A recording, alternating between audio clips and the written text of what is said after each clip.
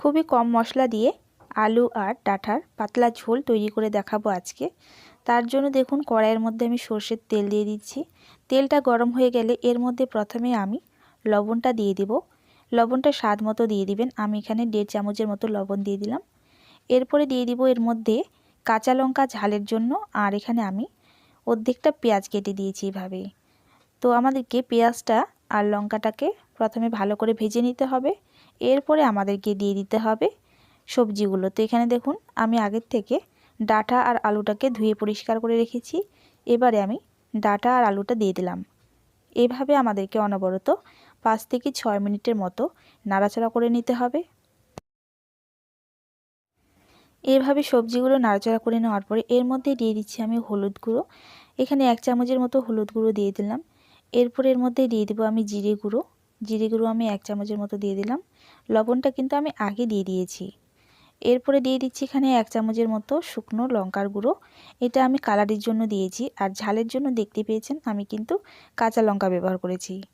এরপরে সবগুলো উপকরণ দিয়ে আবারও আমাদেরকে সবজিগুলোর সাথে এভাবে মিশিয়ে ভালো করে ভেজে নিতে হবে। এভাবে মশলাগুলো ভাজা হয়ে গেলে এরপরে এখানে আমাদেরকে জল দিয়ে দিতে হবে সিদ্ধ করার জন্য। অবশ্যই আপনারা গরম জল ব্যবহার করবেন। তো দেখুন এখানে আমি সবজিগুলো ভেজে নিয়েছি। এরপর এখানে আমি জল দিয়ে দিচ্ছি পরিমাণ মতো সিদ্ধ হওয়ার জন্য। তো এভাবে জলটা দিয়ে দেওয়ার পরে আমাদেরকে ভালো করে সবজিগুলোকে জলের সাথে মিশিয়ে নিতে হবে। এরপরে আমাদেরকে ঢাকা দিয়ে প্রায় 10 মিনিটের মতো সিদ্ধ হতে দিতে হবে। তো এখানে দেখুন আমি ঢাকা দিয়ে প্রায় 10 মিনিটের মতো সিদ্ধ করে নেব। 10 মিনিট পরে ঢাকনাটা তুলে নিয়েছি। এবারে দেখুন এখানে আমি সবজিটাকে ভালো করে কষিয়ে নিচ্ছি। আর এখানে জলটা কিন্তু পুরোপুরি শুকিয়ে নিতে হবে আমাদেরকে, আর সবজিটাকে ভালো করে এভাবে ভেজে নিতে হবে। যখন দেখবেন একটুও জল থাকবে না, পুরো শুকনো হয়ে গেছে, তখন দেখবেন ভাজা কিন্তু পুরোপুরি কমপ্লিট হয়ে গেছে। এরপরে এখানে আমাদেরকে দিয়ে দিতে হবে ঝোলের জন্য জল। তো এখানে জলটা আপনারা পরিমাণ মতো ব্যবহার করবেন। আমি এখানে ঝোলের জন্য জল দিয়ে দিয়েছি। এবারে আমাদেরকে ঝোলটাকে ভালো করে ফুটাতে হবে। প্রায় এখানে আমাদেরকে 5 থেকে 6 মিনিটের মতো ভালো করে ফুটিয়ে নিতে হবে জলটা। তাহলে কিন্তু আমাদের সবজিটা পুরোপুরি রেডি হয়ে যাবে। তো দেখতেই পেলেন কতটা কম উপকরণ দিয়ে আজকের এই রেসিপিটা আপনাদেরকে তৈরি করে দেখালাম।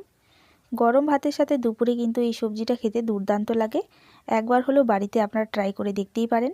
আজকের রেসিপিটা আপনাদের ভালো লেগে থাকলে অবশ্যই করে লাইক কমেন্ট শেয়ার করে দেবেন।